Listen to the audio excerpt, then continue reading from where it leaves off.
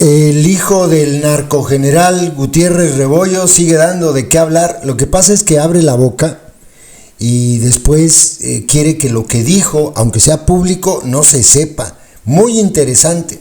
Me encontré esta publicación hace unos días de Eliud Tapia. Lean ahí en su descripción, dice que es abogado de la Facultad de Derecho de la UV. Estudió en Flaxo, trabajó en el Centro PRODE y Derechos Humanos y Derecho Penal y es profe en la Ibero de Torreón. Fíjense lo que cuenta él. Resulta que yo soy panchero, este arrastrado de la organización delictiva de la secta, miserable, tipejo.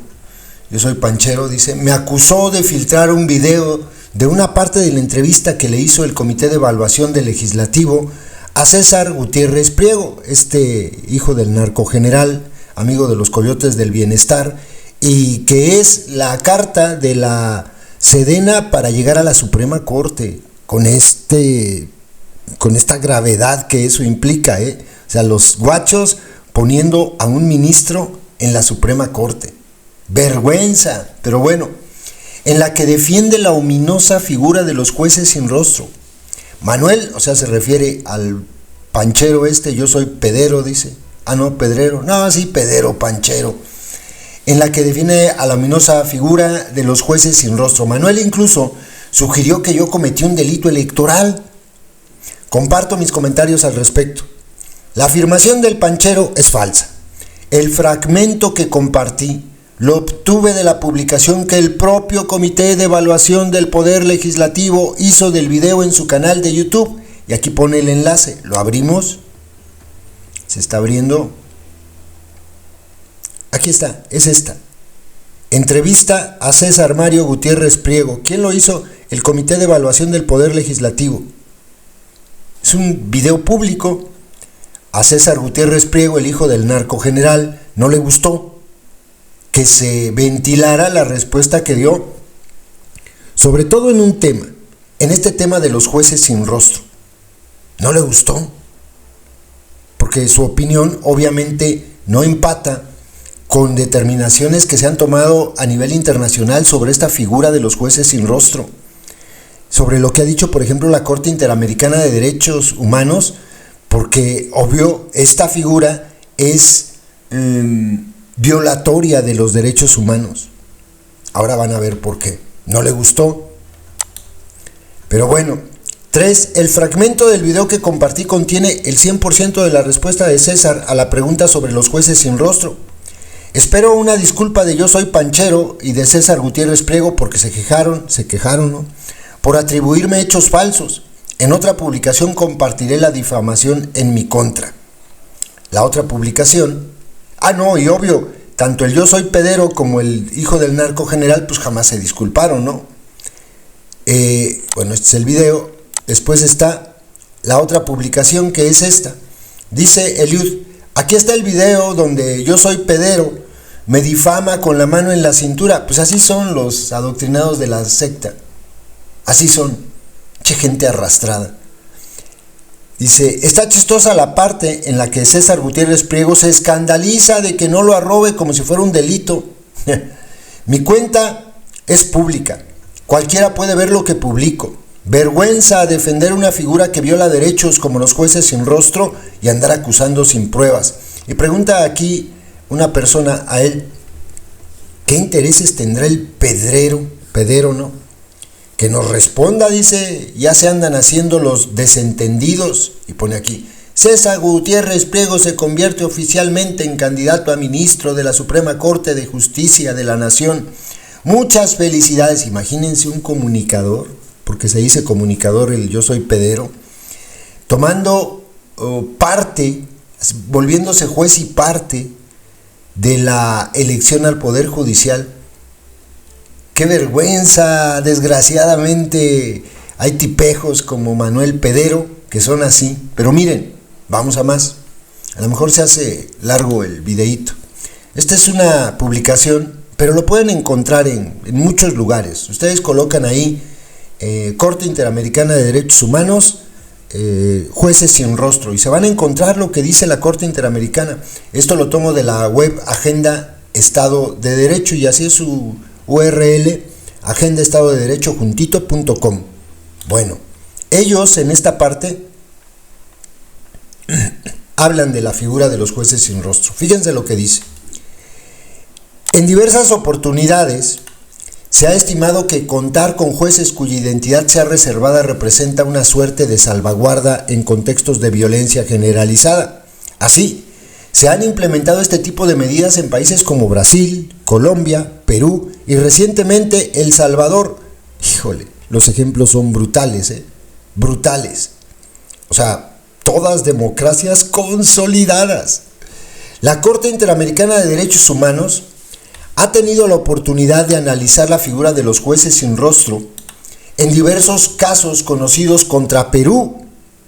Esto trajo como consecuencia la construcción de una sólida línea jurisprudencial en donde se considera que los juicios ante jueces sin rostro o de identidad reservada infringen el artículo 8.1 de la Convención Americana, pues impide a los procesados conocer la identidad de los juzgadores y por ende valorar su idoneidad y competencia, así como determinar si se configuraban causales de recusación de manera de poder ejercer su defensa ante un tribunal independiente e imparcial. Claro, no sabes quién te está juzgando y qué tal si tiene algún interés con el caso. ¿Qué tal si, por ejemplo, un diputado famoso, no sé, que ustedes quieran, de repente logra llevarte a juicio y tiene palancas con un juez o conoce al juez que va a llevar tu caso y le dice, no, oye, no manches, échame la mano. No, ¿cómo crees? Ándale, échame la mano, al fin vas a estar cubierto del rostro, no se va a saber tu identidad. Está bien, no pasa nada, senténciamelo a 100 años. Ese es el problema de la figura de los jueces sin rostro. Dice, en ocasiones estas circunstancias terminan extendiéndose a otros funcionarios judiciales y no judiciales que intervienen en el proceso, como los fiscales. Todo ello constituye una vulneración al principio del juez natural y una violación al derecho del debido proceso. La incorporación de esta figura a nivel constitucional podría sistemáticamente viciar de origen todos los procedimientos penales seguidos en el amplísimo catálogo de lo que se considera hoy en México delincuencia organizada, además de favorecer la opacidad en la impartición de justicia. Por eso es grave. Si esta figura se llegase a aprobar, tendríamos un escenario funesto en donde habría justicia militar que se extiende más allá de la disciplina militar, aún en desacato a lo dispuesto en el caso Cabrera García y Montiel Flores contra México, el arraigo que prevé la detención fuera del proceso con el fin de investigar, la prisión preventiva oficiosa y un cuerpo policial que en principio sería civil, la Guardia Militar, pero que ahora estaría completamente militarizado. En este escenario, los guardianes últimos de los derechos del debido proceso serían personas sin rostro y sin ningún tipo de rendición de cuentas. Tendrían un poder absoluto supraconstitucional otorgado por la propia Constitución. ¿Ya entendieron por qué al delincuente, al hijo del delincuente Gutiérrez Rebollo, el tal César Gutiérrez Priego, le dio vergüenza después que se supiera que él está en favor de esta figura oscura, violatoria de derechos humanos? ¿Ya entendieron por qué después acusaron a Eliud de delito electoral? Aunque, como ya mostramos, se trata de un video público del sistema que se creó en el propio Poder Judicial. Fueron ellos quienes difundieron la entrevista, no un usuario de X.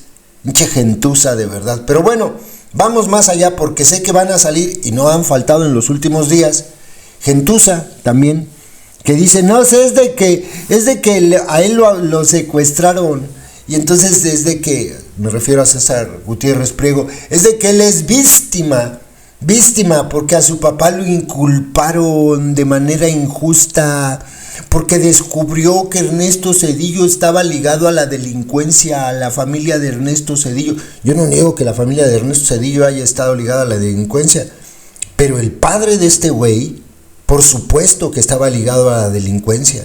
Y una cosa no borra la otra. Esta web, bueno, esta cuenta, que en realidad es un proyecto de investigación, de Archivero hizo una publicación en estos días sobre el caso del general Gutiérrez Rebollo, el narcogeneral aliado de Amado Carrillo. Digan lo que quieran, hablen si quieren de cabeza o con las palabras dichas al revés, pero hay un hecho irrefutable. Cuando detuvieron a Gutiérrez Rebollo, él estaba en propiedad de un departamento que le regaló Amado Carrillo Fuentes. Digan maromas. Y además, ¿qué creen? Los testigos en su caso fueron personas que trabajaban con él. El Archivero hizo esta publicación, este es un resumen, pero después publicó en Milenio el reportaje: los choferes que traicionaron a Gutiérrez Rebollo y destaparon su amistad con el Señor de los Cielos. Y aquí narra, no está tan largo, qué fue lo que pasó. Este es el resumen. Esta publicación de Milenio se las voy a dejar en la descripción para que ustedes la lean y dejen de decir que Gutiérrez Rebollo era un santo, que no, que él era bien bueno, que lo inculparon injustamente en él. Dice: un día de diciembre de 1995, Juan Galván Lara, un militar de bajo rango, presenció una reunión que cambiaría totalmente su vida. El zar antidrogas Jesús Gutiérrez Rebollo recibía regalos de Amado Carrillo Fuentes, el Señor de los Cielos. Y aquí está una foto del padre del ahora candidato a la Suprema Corte, el narcogeneral Gutiérrez Rebollo. Es una mañana de febrero de 1997. Un militar de nombre Juan Galván Lara está sentado en las instalaciones de la PGR. Tal vez para romper el hielo, no va directo a sus declaraciones, sino que empieza contando algunos detalles de su vida precaria. Dice que el primer ascenso que consiguió fue como soldado auxiliar de transportes por allá, de 1983, o que terminó haciendo mudanzas dentro del ejército mexicano, los trabajos más insignificantes en la carrera de un militar. Pero en marzo de 1990, cuando estaba adscrito a la 5ª Región Militar en Jalisco, un general, un hombre llamado Fernando Pérez, le hizo un ofrecimiento que le pareció irreal: ser chofer del mismísimo general de división que había llegado un par de años antes, sería Jesús Gutiérrez Rebollo. Las primeras misiones, sin embargo, consistían en llevar y traer a las mujeres de su vida. Así fue durante casi 5 años, hasta diciembre de 1995, cuando presenció una reunión que cambiaría su vida para siempre. Esa tarde, dice Galván Lara, que vio a 2 personas ingresar a la oficina de Gutiérrez Rebollo. Eran Enrique y René González Quirarte, 2 hombres de negocios que aseguraron tener información de las operaciones del cártel de los hermanos Arellano Félix. Según el militar, los hermanos no solo ofrecían información, sino también hacerse cargo de los costos de los operativos militares en contra de los narcotraficantes. Según la versión del chofer, Gutiérrez Rebollo aceptaría cavando su propia tumba desde ese día. Y es que poco a poco fue pidiendo más información y más favores a los hermanos González Quirarte, quienes realmente eran principales operadores de Amado Carrillo Fuentes, el Señor de los Cielos. Según él y otro chofer, y la relación entre los González Quirarte y Rebollo evolucionó y empezaron a llegar los regalos costosos. Durante 1996, el Flaco le haría los primeros regalos: 2 carros blindados, una Cherokee color arena 1994 y un Gran Marquis de esos que usaban los judiciales. Todo eso recibió el narcogeneral.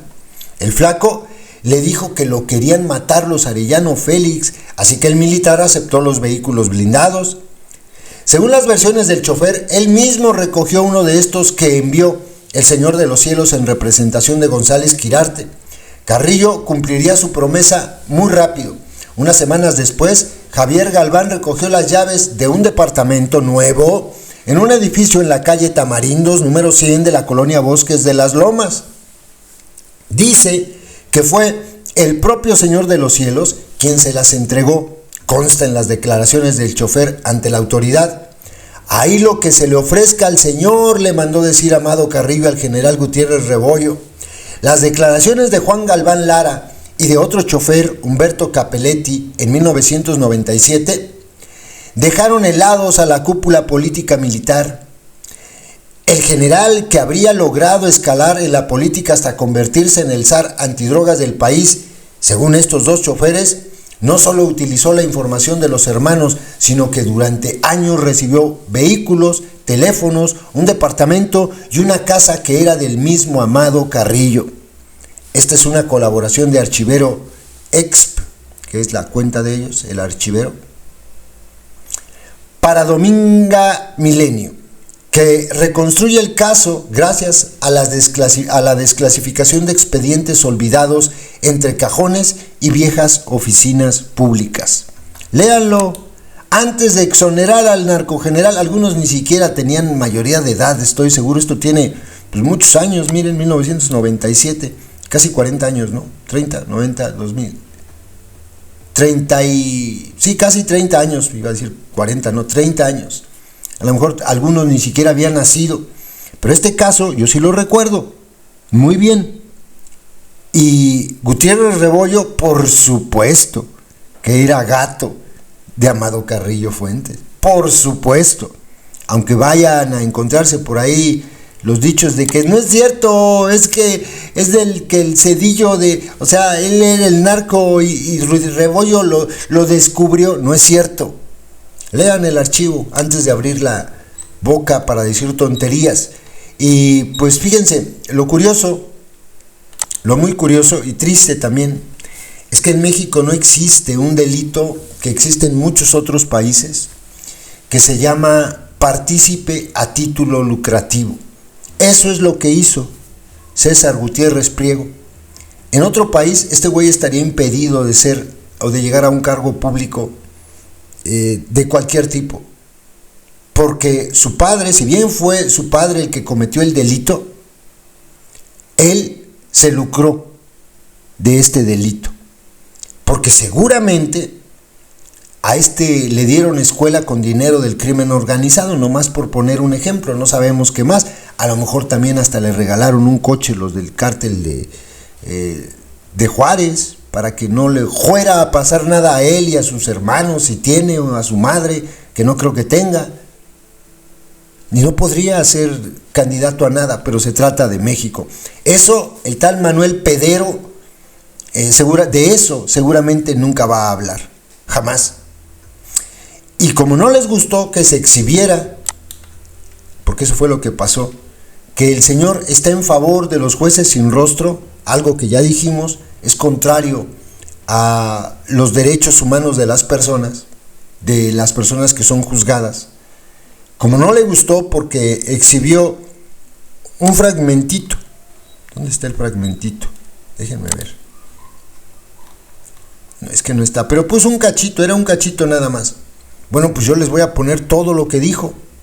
Todo. A ver si también me acusan de delito electoral. Les voy a dejar las 3 preguntas que le hizo el Comité del Poder Legislativo a este hijo del narcogeneral. Y sobre todo pónganle atención a la segunda y a la tercera. En realidad las 3 tienen cola que les pisen. Pero bueno, en la segunda da una cantinfleada. Dios mío, yo creo ni él se entendió. Y en la tercera se hace la víctima. Él es la víctima. Es de que me secuestraron. Pues ya. Pues la culpa es de su padre por andar metido en el crimen organizado. O sea, así de claro. Les dejo completito lo que dijo. A ver si no se enojan, porque exhibimos un video público, pagado con dinero del pueblo. A ver si no se pone rebelde este pinche arrastrado. Saludos. Muy buenos días. A nombre del Comité de Evaluación del Poder Legislativo Federal, le damos la bienvenida a esta entrevista. Pedirle, por favor, nos proporcione su nombre, cargo al que aspira y lugar de nacimiento. Claro que sí. Buenos días. Mi nombre es Armario Gutiérrez Priego. Aspiro a ser candidato a ministro de la Suprema Corte de Justicia de la Nación y soy originario de la Ciudad de México. Muchas gracias. Me toca comenzar con la primera pregunta y nos gustaría conocer su visión sobre el concepto de uso legítimo de la fuerza por parte del Estado. Bueno, me parece que durante muchos años en el país hemos estado viviendo una situación fuera de lo normal, y es el exceso de violencia por parte de los grupos criminales. El uso legítimo se supone que tiene que ser único y exclusivo del Estado mexicano, y hemos tenido una grave problemática en los últimos años. ¿En qué sentido? Desde los tiempos de Carlos Salinas de Gortari, pasando por Ernesto Zedillo, pero de forma mucho más grave en los tiempos de Felipe Calderón, se utilizó a las Fuerzas Armadas para que cumplieran con funciones de seguridad pública sin tener un marco jurídico. Y esto lo que hizo fue que existieran excesos, que aunque se tardaron en reconocer, este uso desmedido de la fuerza por la misma instrucción militar que tenían los elementos castrenses, pues se vio en violaciones de derechos humanos. Me parece que fue correcto el hecho, aunque no estoy de acuerdo, de que se haya regulado y se haya entendido que la Guardia Nacional va a formar parte de la Secretaría de la Defensa Nacional como una comandancia general. Esta comandancia general estará encargada única y exclusivamente en la función de seguridad pública y de proximidad social que tiene que existir, teniendo ellos el monopolio de la fuerza por parte del Estado mexicano, siempre regulado, siempre en proporción, pero que también tiene que ser acorde a el peligro que está viviendo la sociedad, entendiendo que tenemos grupos criminales completamente distintos a los que existían a lo mejor hace 30, 40 o 50 años. Me parece que tiene que ser regulado, tiene que ser moderado y tiene que ser proporcional, y sí tiene que ser forzosamente el Estado quien tenga única y exclusivamente esa facultad. Muchas gracias por su respuesta. Sí, gracias. ¿Cómo entenderíamos el principio de inviolabilidad de la Constitución en razón de todo lo que se ha estado discutiendo en este ámbito ahora? Claro, perdón. ¿Del uso de la fuerza? Del principio de inviolabilidad de la Constitución, desde la perspectiva de la Suprema Corte. Bueno, ahí nuevamente, en mi personal punto de vista, creo que caemos en interpretaciones y hay que, desde mi particular punto de vista, la Corte emite resoluciones de acuerdo a los votos que emiten los ministros y de alguna forma termina emitiendo una opinión general de qué es lo que la Corte, en teoría, de acuerdo a la Suprema Corte de Justicia, determina que se puede tomar como inviolabilidad o no. A mi personal punto de vista, me parece que hemos visto un sinnúmero de resoluciones o determinaciones por parte del Pleno de la Suprema Corte de Justicia de la Nación que han sido de acorde a los intereses políticos de algunos ministros o ministras.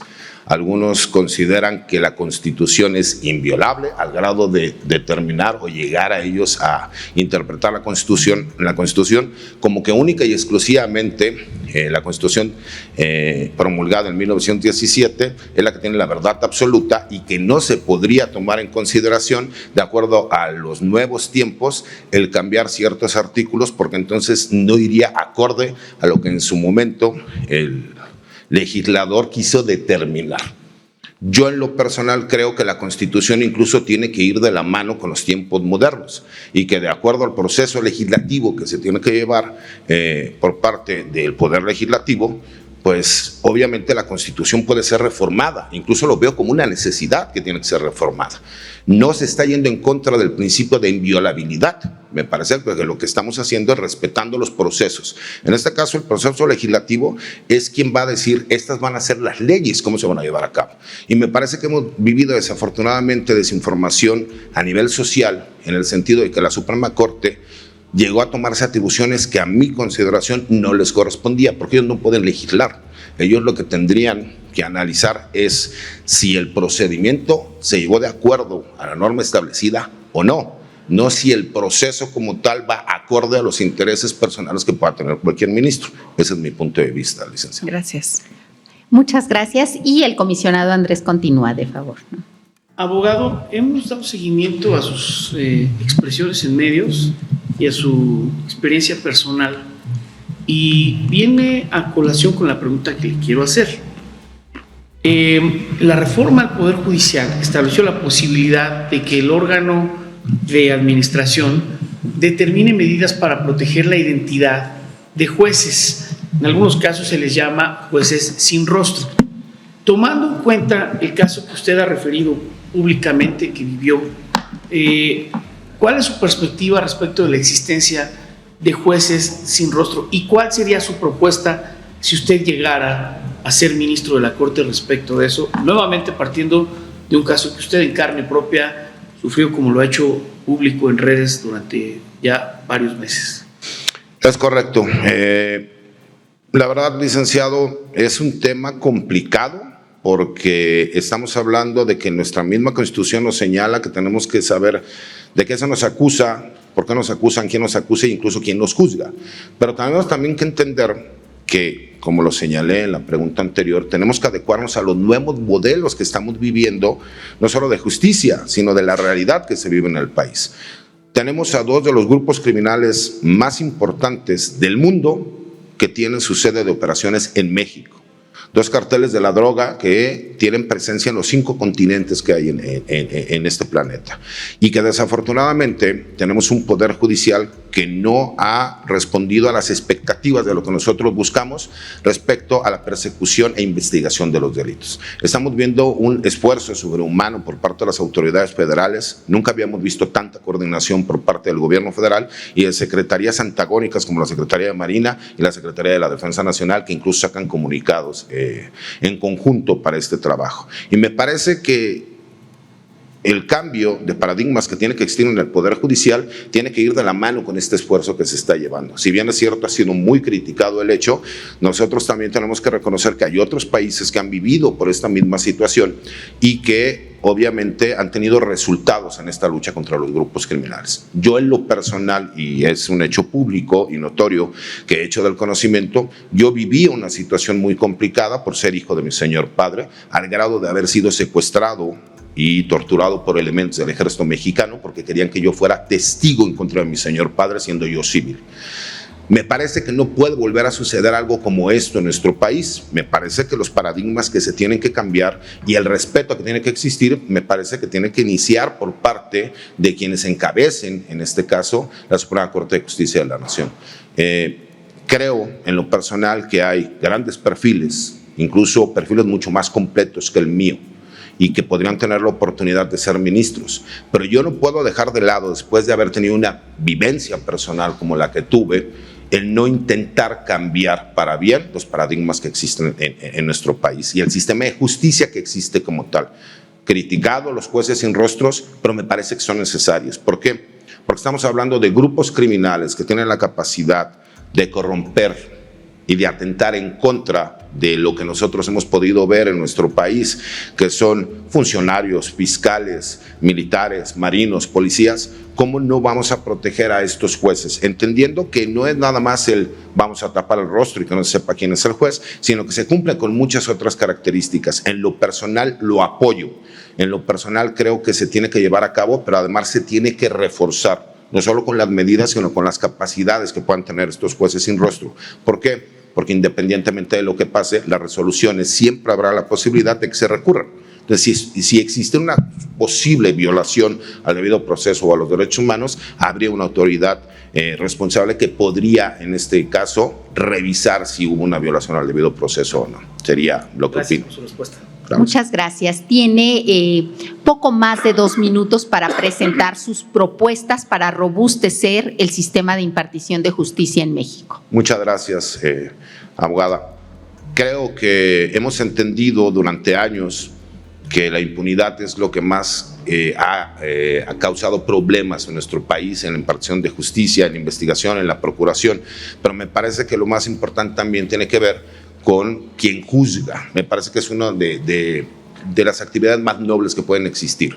Muchísima gente ha criticado el hecho de que se cree que se acabó con la carrera judicial. Yo no lo veo de esa forma, porque lo queramos aceptar o no, realmente había cuotas de poder que lo que hacía era que algunos privilegiados que tuvieran los conocimientos fueran escogidos sobre otros que tenían a lo mejor también la misma capacidad o superior, pero que no tenían esos conocidos. Y me parece también un hecho importante de señalar que para poder robustecer todo esto, y si bien es cierto, ahora ya con la reforma existe un tribunal de disciplina y que es quien se encargará de revisar y de checar el actuar del poder, de los miembros del Poder Judicial, me parece que también tenemos que centrarnos en nosotros los postulantes. Y me parece que nosotros somos grave problema de lo que sucede en la impartición de justicia. Tenemos algunos sistemas en algunas materias colapsados por el hecho de que no existe la ética por parte del abogado litigante, como se le conoce comúnmente, al que postula en diferentes materias, porque muchas veces es con el interés de sacar un beneficio de carácter económico. Eso, desafortunadamente, lo que hace es darle una falsa esperanza muchas veces a los clientes cuando el abogado conoce cuál puede llegar a ser la resolución de antemano. Me parece que se tiene también que checar el hecho de que todos los abogados que postulen en todas las materias tienen que estar colegializados y que se tiene que hacer por parte, como una obligación por parte del mismo Poder Judicial Federal.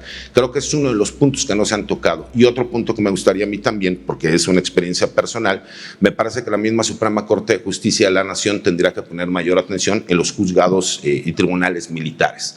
¿Por qué? Porque hay un porcentaje importante de nuestra sociedad que pertenece a ese gremio y que muchas veces son olvidados para evitar tener conflicto con las autoridades militares, y me parece que ahí hay muchas violaciones también, tanto al debido proceso como a los derechos humanos. Sería mi opinión. Muchísimas gracias. Muchas gracias por su presencia, su participación, y le pedimos estar atento a las futuras determinaciones que tome este comité de evaluación. Gracias. Al contrario, gracias a ustedes por su tiempo.